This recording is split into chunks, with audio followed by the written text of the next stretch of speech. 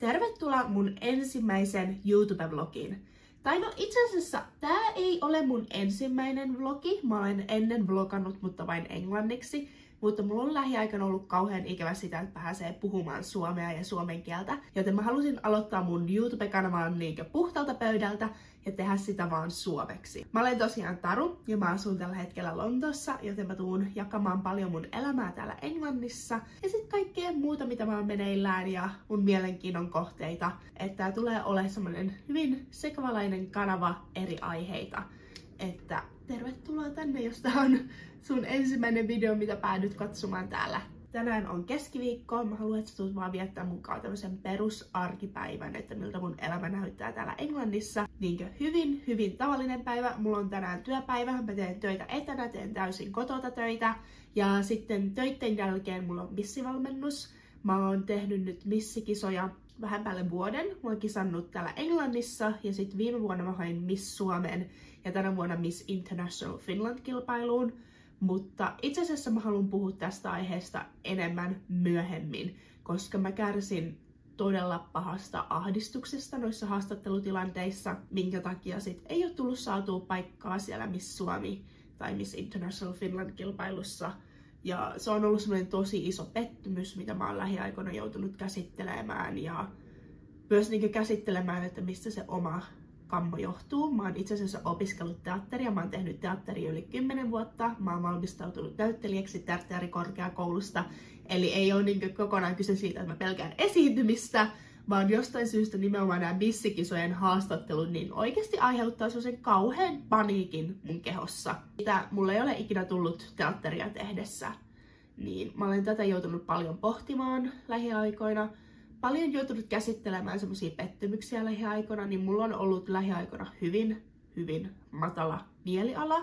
Ja mä yritän tällä hetkellä tosi paljon, että pääsis takas rutiiniin, pääsis takas siihen omaan itteensä. Niin mä haluan vähän jakaa myös sitä, että mitä mä teen tämmöisessä tilanteessa, kun mulla ei ole kauhean hyvä fiilis, että miten mä yritän parantaa sitä mun omaa oloa. Joten tää on tämmönen, mä en tiedä miten sä sanoisit sen suomeksi, get out of the slump kind of vlogi, että samalla näytän tätä mun elämää täällä Lontoossa, mutta mä haluan tosi paljon keskittyä siihen, että miten mä pystyn parantamaan sitä omaa mielialaa, koska oikeasti viimeiset viikot on ollut henkisesti tosi alakuloinen olo, niin mä haluan ehdottomasti päästä tästä mielialasta vähän ylöspäin, joten mä haluan siitäkin teille jutella tänään. Mutta mun pitää alkaa tekemään töitä. Ja sitten lounastauolla niin mä juttelen teidän kanssa vähän enemmän ja tehdään lounasta yhdessä.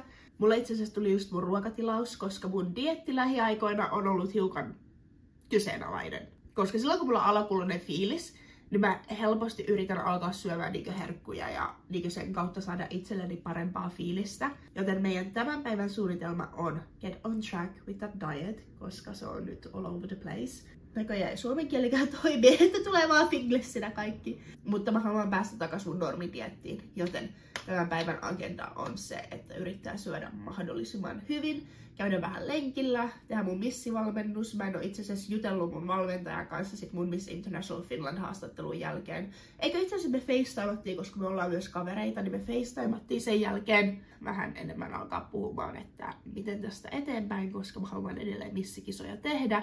Mutta se ei oikein tule onnistumaan, ellei mä pääse tästä kauheasta jännityksestä eroon. Joo, mä juttelen siitä teidän kanssa vielä lisää, mutta nyt mä alan tekemään töitä ja sitten jutellaan vähän myöhemmin lisää. Tosi ruma annos mysliä. Tää ei oo kauhean hehkuva aamupala, mutta mä teen töitä, niin mä tykkään aina katsoa podcastia tai kuunnella podcastia samaan aikaan. Joten mä kuuntelen tällä hetkellä Modern Wisdom podcastia. Tää on vähän miehille enemmän tehty podcasti, mutta mun mielestä silti naisena niin siellä on todella hyödyllisiä vieraita ja tosi paljon hyödyllistä tietoa tässä eri podcast-jaksoissa, joten ehdottomasti suosittelen. Tää ei ole kauhean hehkuva tää mun aamupala, mutta joo. Näillä mennään.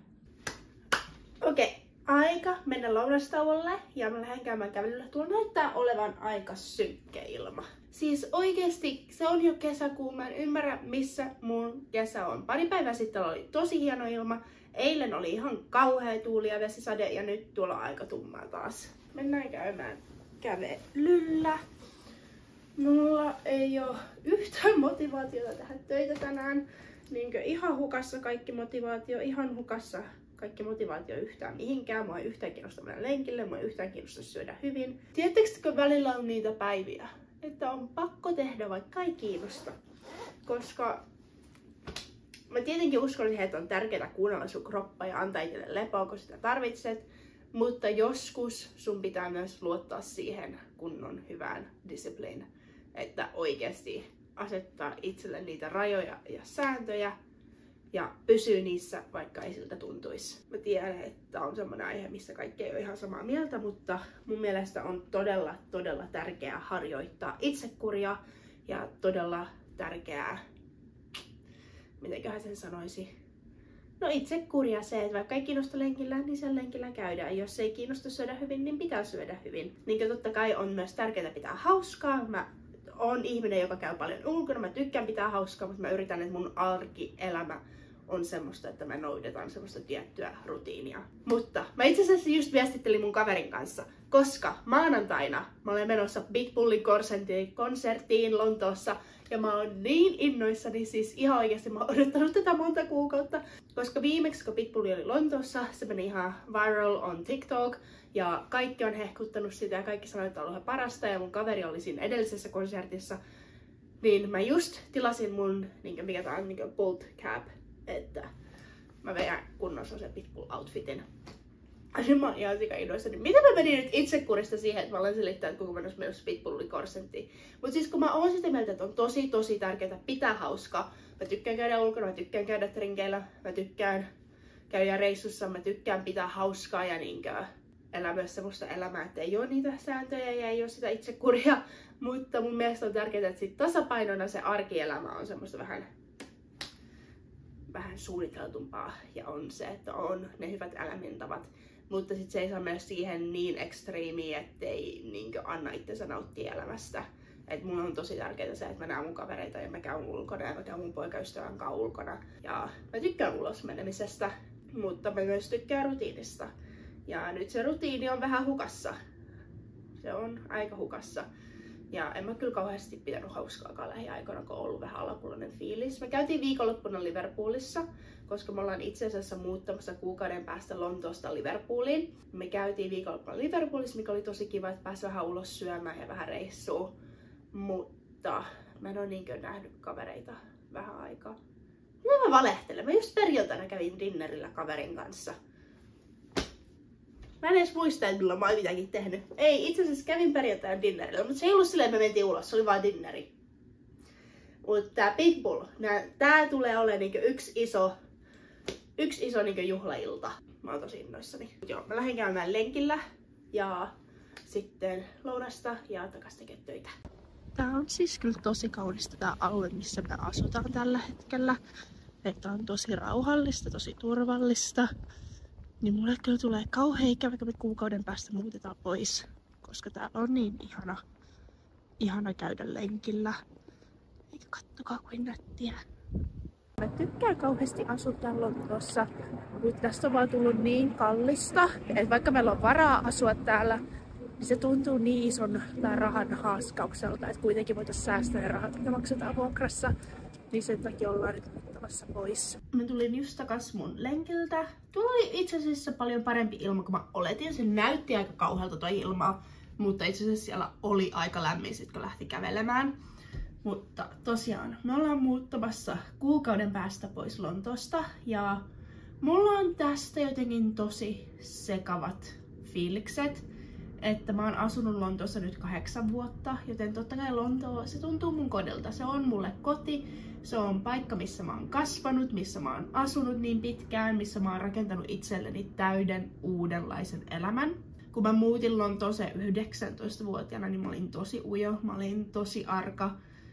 Mulla oli tosi huono kielitaito, että mä oikeasti ihmettelen, että miten mä oon uskaltanut lähteä, että vaikka mä olin niin ujo ja arka, ja siihen päälle, että mä en puhunut melkein lainkaan englantia, niin miten mä oon uskaltanut lähteä, niin mä oikeasti välillä mietin sitä ja mä oon ihan sellainen, että damn girl, että tosi ylpeä fiilis itsestäni tai siitä nuoresta versiosta itsestäni, että hän on uskaltanut lähteä, koska ulkomaille muuttaminen on ollut mun elämäni paras päätös. Mutta mä en myöskään halua romantisoida liikaa sitä ulkomailla asumista ja muuttamista, koska se on henkisesti todella rankkaa. Että kun mä muutin tänne, niin mun mielenterveys ei ollut parhaimmassa paikassa. Mä todella paljon kamppailin masennuksen kanssa ja ahdistuneisuuden kanssa ja sosiaalisen ahdistuksen kanssa. Ja sit siihen päälle se, että sä asut uudessa ympäristössä. Kun mä muutin tänne, niin mä en tuntenut täällä ketään. Mulla ei ollut työpaikkaa, mulla ei ollut koulupaikkaa, mulla ei ollut edes asuntoa valmiina. Niin se on tosi iso stressi käydä läpi. Ja sit siihen päälle, että sä joudut etsimään uusia kavereita ja sä joudut etsimään uuden työpaikan ja sitten sen lisäksi sä joudut sopeutumaan uuteen kulttuuriin, että vaikka nyt tietenkin vielä Euroopassa ollaan, niin on se englantilainen kulttuuri hyvin erilaista kuin mitä meillä on Suomessa, niin onhan se ollut todella iso muutos käydä läpi niin nuorella iällä ja sitten siihen päälle se, että ei ollut maailman parhaimmassa paikassa mielenterveyden kanssa. Mutta siitä huolimatta niin se on ollut mun elämäni paras päätös, koska mä oon päässyt tapaamaan ihmisiä ympäri maailmaa, mä oon tavannut mun poikaystäväni täällä, mä oon päässyt tutustumaan eri kulttuureihin ja mä oon joutunut kasvamaan ihmisenä todella paljon, todella nopeasti. Koska sit kun sulla ei ole sitä turvaverkkoa, niin sulla ei mitään muuta mahdollisuutta. Sun on pakko lähteä kasvamaan ihmisenä, sun on pakko lähteä kehittämään itseäsi ihmisenä. Ja se, miten sä kehityt ihmisenä ja muutut ihmisenä, kun sä olet koko ajan sun epämukavuusalueella. Se on kokemusta, mitä mä en olisi ikinä voinut saada, jos mä olisin asunut Suomessa. Mä usein mietin, että jos mä olisin jäänyt Suomeen, niin mä olisin ihan eri henkilö kuin mä olen nytten. Että ei musta olisi ikinä kasvanut tällaista henkilöä kuin mä olen tänään. Siinäkin on se varjopuolensa. Siinä on ne hyvät puolet, mitä on tullut siitä. Siinä on ne hyvät puolet, minkälaiseksi ihmiseksi on kasvanut. Mutta siinä on myös huonot puolet. Että ei se kaikki muutos ole positiivistakaan. Että totta kai mä voisin sanoa, että joo, ulkomailla muuttaminen se on ihana ja mahtava. Ja mulle se on ollut mun elämäni paras päätös. Se on ollut mun elämäni paras päätös. Mutta mä en usko, että se on kaikille. Mun mielestä olisi upeaa, että kaikki lähtis kokeilemaan ainakin ulkomailla asumista, niin kuin tekee vaikka vuoden vaihto-oppilaana jossain, koska sä opit todella paljon eri kulttuureista ja erilaisista ihmisistä ja se avaa sitä sun perspektiiviä maailmasta. Mutta pitkäaikainen ulkomailla asuminen niin ei välttämättä ole kaikille. Mä koen, että mä oon päässyt luomaan itselleni aivan erilaisen elämän täällä, kuin mä olisin ikinä voinut Suomessa. Mutta yksi asia, mitä mä oon eniten kamppailut lähiaikoina, on se, että on hyvin yksinäinen olo välillä. Että mä asun kuitenkin mun poikaystäväni kanssa ja mä olen tosi kiitollinen siitä, että mä tapasin mun poikaystävän heti silloin ekana vuonna, kun mä asuin Lontoossa. Että me ollaan nyt oltu yhdessä melkein 7 vuotta, niin toilla kiitollinen siitä, että on tavallaan saanut sen turvaverkoston hänestä. Mutta kaverisuhteiden luominen ulkomailla on tosi hankalaa. Tai mulla on paljon kavereita, mutta sitten on tosi vähän niitä hyviä ystäviä. Ja sitten kun luo niitä hyviä ystävyyssuhteita, niin tosi usein ihmiset lähtee pois Lontoosta. Että ei oikein kukaan ole tänne jäädäkseen.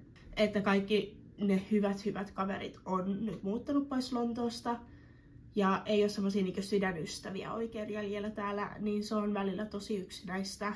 Ja mä koen englantilaisten kanssa on todella vaikea luoda kaverisuhteita, koska mä koen, että englantilaiset ei ole kauhean aitoja, että heillä on niin iso kuitenkin tää politeness ja small talk kulttuuri ja että pitää olla kohtelias eikä aito, niin heitä on tosi vaikea lukea, että haluatko se oikeasti olla sun kavereita vai onko ne vaan kohteliaita, koska heidän täytyy olla kohteliaita. Niin suurin osa mun kavereista on vuosien aikana ollut muita ulkomaalaisia ja muita maahanmuuttajia Lontoossa.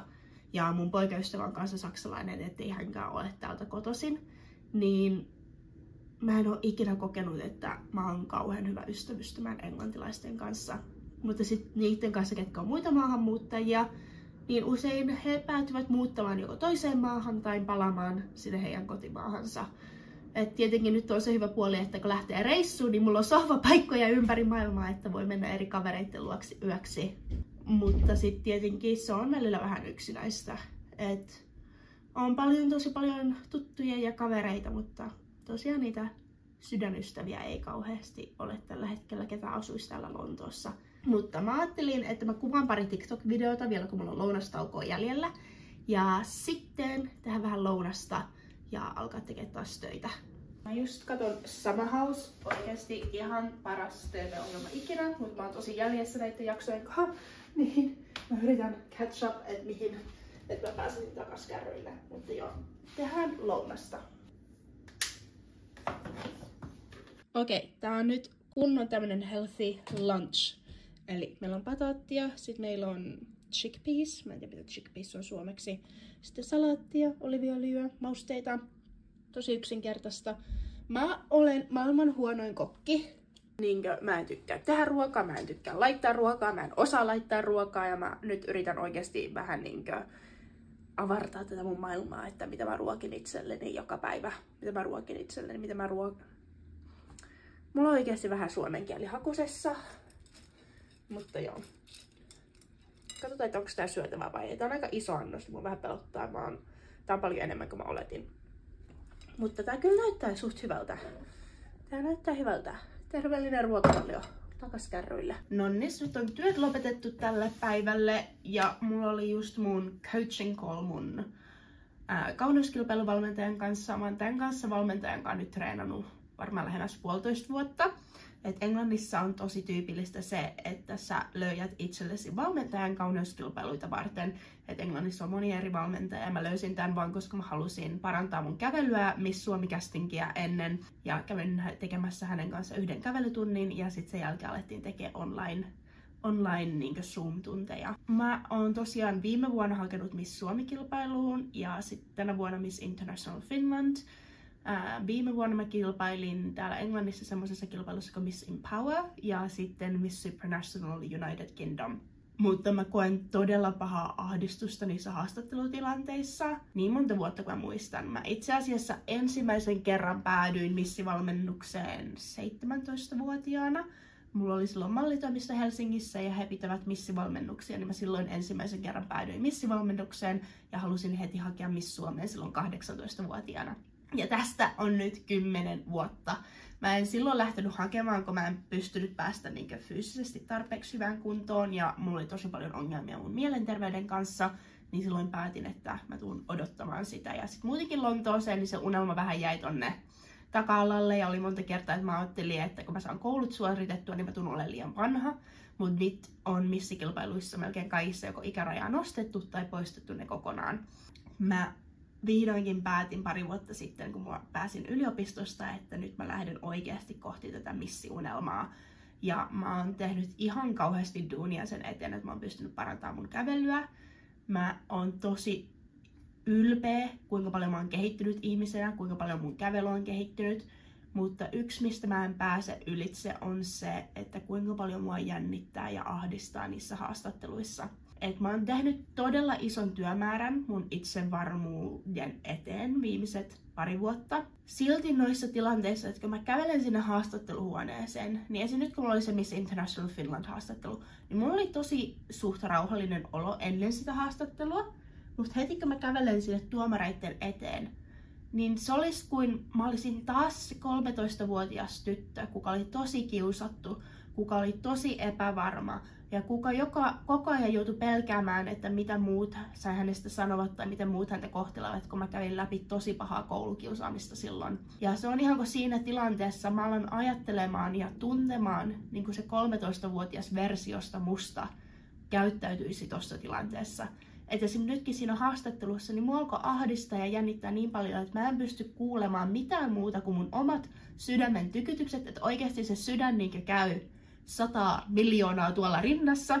Ja mulla alkaa niin kroppa ihan tärisemään, että oikeasti tärisyttää todella paljon. Ja mä en ole itse asiassa tätä samaa kohdannut silloin, kun mä oon tehnyt näitä kauneuskilpailuita englanniksi. Et jonkin verran jännitti ja tärisytti niin lavalla, haastattelutilanteessa ei jännittänyt yhtään. Ei ole niin tullut tuommoista noin lamaannuttavaa tunnetta, kun mulla on molemmissa näissä suomenkielisissä haastatteluissa tullut. Ja se harmittaa mua ihan kauheasti, että se mun ahdistus ja jännitys seisoo sen edessä, mitä mä haluan saavuttaa. Et esimerkiksi tuohon Miss Supranational UK-kilpailuun, niin totta kai mä lähdin ihan 150% kohti sitä voittoa, mutta mä tavallaan aina tiedostin, että Englannissa on tosi harvinaista, että sä voitat ensimmäisellä yrityksellä. Että yleensä sä kilpailet useita vuosia siinä samassa kilpailussa ennen kuin sä voitat. Ja täällä monet tytöt on kilpailut niinkö 10-15-vuotiaasta asti, että suurin osa tytöistä on kilpailut yli 10 vuotta. Niin mä tavallaan tiesin, että se ei ole mahdollista. Mä oletin, että mä pääsen top 5, mutta sit mä en päässyt top 5. Mä olin niinkö 15 parhaan joukossa jostain 50 tytöstä. About 50, mä en ole ihan varma monta se oli. Mutta about 50 meitä oli finaalissa. Ja pääsin 15 parhaan joukkoon, niin sijoituin. Mä olin tosi iloinen, kuinka mun haastattelu meni silloin. Mä oikeesti ajattelin, että se oli niin mun elämäni paras haastattelu.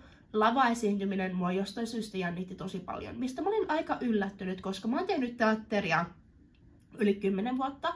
Mä oon opiskellut teatterikorkeassa täällä Lontoossa yhteensä 5 vuotta. Mä oon tehnyt todella paljon esiintymistä. Ja se esiintyminen ja teatterin tekeminen ja lavalla oleminen ei oikeastaan jännitä mua. Joten mä en ikinä olettanut, että nämä haastattelutilanteet tai missilavalla oleminen ja kävely tulisi jännittämään tällä tasolla. Koska mä ajattelin aina, että mä oon tosi kokenut esiintyjä. Mutta siinä on joku, mikä tavallaan triggeröi musta semmoisen fight or flight response. Että kun mulla on aina ollut tosi pahaa ahdistusta, niin joku tässä haastattelutilanteessa tai siinä tilanteessa, kun mä tiedän, että mua arvostellaan, niin saa tämmöisen reaktion aikaa mun kropassa, että mä menen oikeasti ihan kauheeseen paniikkiin. Ja mä oon tehnyt ihan järkyttävän määrän töitä sen eteen, että mä pystyisin parantamaan mun haastattelutaitoja, mä pystyisin parantamaan mun kävelyä. Ennen Supraa niin mä tein vuoden. Treenasin valmentajan kanssa vähintään kerran viikossa. Kerran kuussa kävin kävelytunneilla. Mä harjoittelin mun kävelyä vähintään puoli tuntia tunnin joka päivä. Ne 3-4 kuukautta ennen sitä kilpailua, niin mä oikeasti treenasin joka ilta vähintään 2-3 tuntia. Ja sen koko edeltävän vuoden ennen niitä kisoja, niin vähintään sen 3 kertaa viikossa, niin treenasin niinkö pari tuntia. Oli se sitten kävelyä tai sitten näitä haastattelutaitoja. Ja mua suomeksi ehkä jonkin verran jännittää se, että kun mun suomen kieli on hiukan ruosteessa, niin kuin nytkin kun mä puhun teille, niin mä tunnen, kuinka mun pitää etsiä sanoja tosi paljon. Mä oon paljon parempi mielestäni puhumaan julkisesti englanniksi. Se on mulle paljon luontevampaa ja varmaan myös sekin, kun oon käynyt teatterikorkean englanniksi, niin se on paljon helpompi kieli käyttää noissa tilanteissa. Mutta se Miss Suomen kruunu on aina ollut yksi mun elämän suurimmista unelmista. Ja se ajatus siitä, että se tulisi kaatumaan siihen, että mä en saa mun omaa ahdistusta noissa tilanteissa kasaan.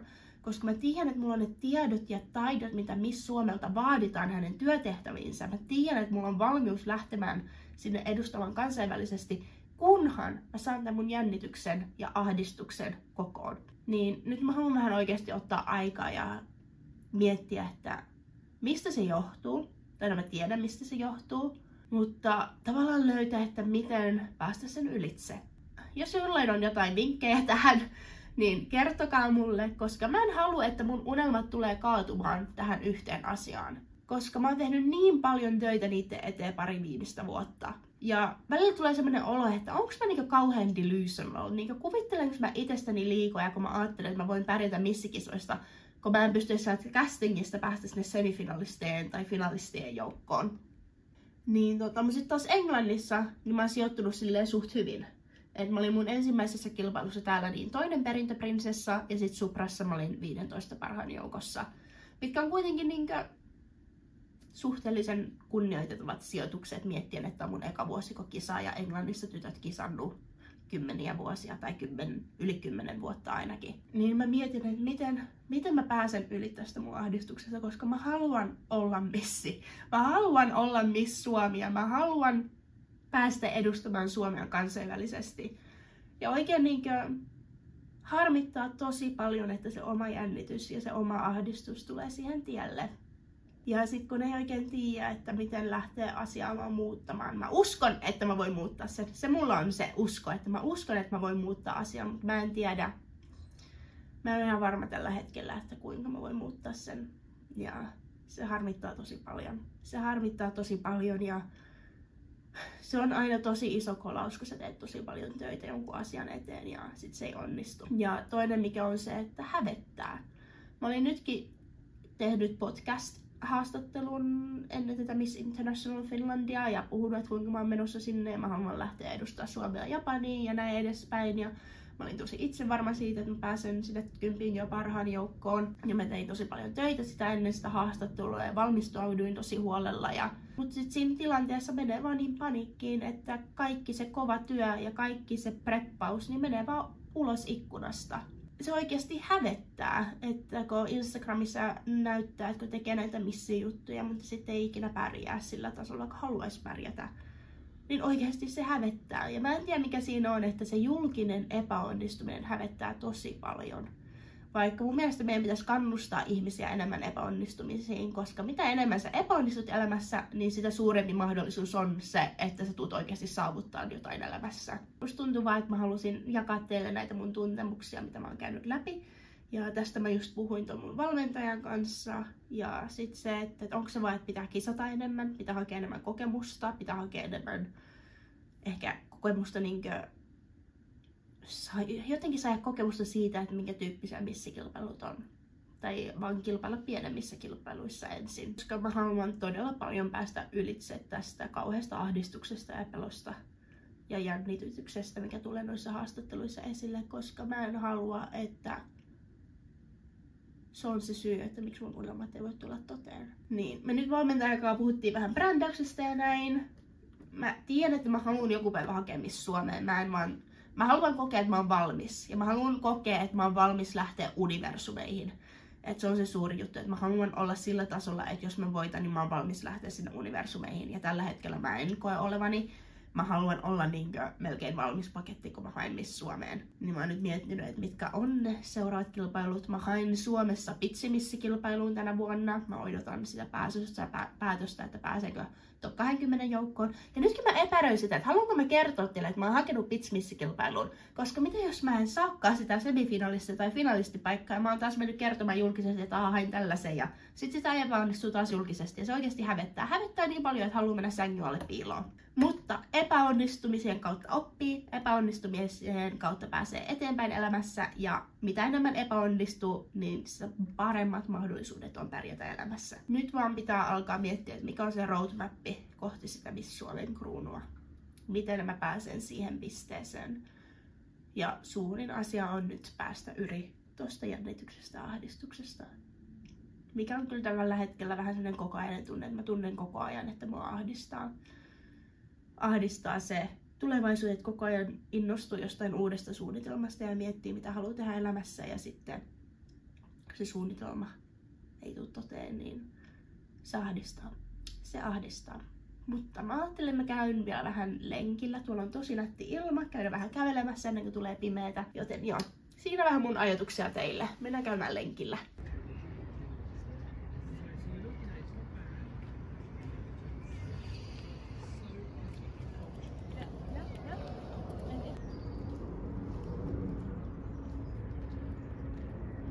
Mä just katon mun Summer Housea ja sit mä ajattelen, että mä vähän journal. Mä en tiedä miten se sanoo suomeksi, kun se ei ole kirjoittaa päiväkirjaa. Mutta mä tykkään kirjoittaa mun ajatuksia ylös, mun tunteita ylös. Ja sit vähän sen kautta lähteä purkamaan sitä, että miksi on alakuloinen fiilis.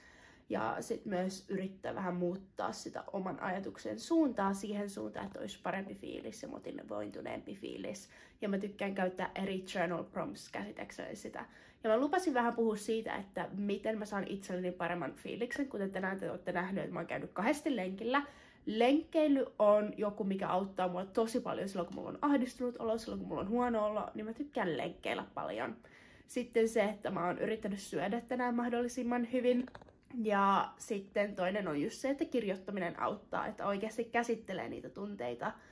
Ja mun mielestä se on myös hyvä tapa lähteä tutustumaan itteesi.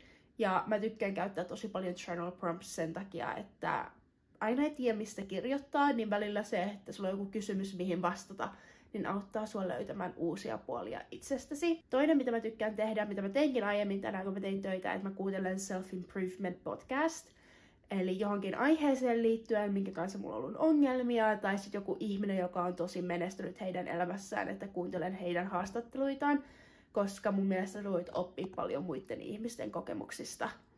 niin nämä on asioita, mitkä mua henkilökohtaisesti auttaa. Mä oon tosi iso uskoja niin tähän self-improvement juttuihin, että mä uskon, että sun pitää koko ajan yrittää kehittää itseäsi ihmisenä ja yrittää tulla paremmaksi versioksi itsestäsi. Ja sen kautta sä pystyt löytämään itsellesi sen elämän, missä sulla on oikeasti todella menestynyt olo. Ja menestys voi näyttää aivan erilaiselta meille kaikille. Mikä mulle olisi menestystä, ei välttämättä ole sulle menestystä. Et mä en nyt tarkoita sillä, että kaikkien pitää olla jotain rikkaita miljonäärejä ja sitten he ovat menestyneitä. Et ei, että se menestys voi olla sun näköistä. Et se ei tarvi olla meille sama asia. Mutta joo, mulla on edelleen aika alakuloinen fiilis. Mulla on vähän alakuloinen fiilis tällä hetkellä tosta muutosta. Harmittaa tosi paljon lähteä Lontoosta ja tänään kun kävin lenkillä, niin muistin, että kuinka paljon tykkää asua täällä. Ja tää alue, missä me asutaan tällä hetkellä, niin tää on aivan ihanaa, mutta se ei vaan rahallisesti järkevää enää tällä hetkellä asua Lontoossa. Mutta joo, mä vähän kirjoittelen, katselen TVtä ja sitten kohta alkaakin olemaan jo nukkumaan menoaika.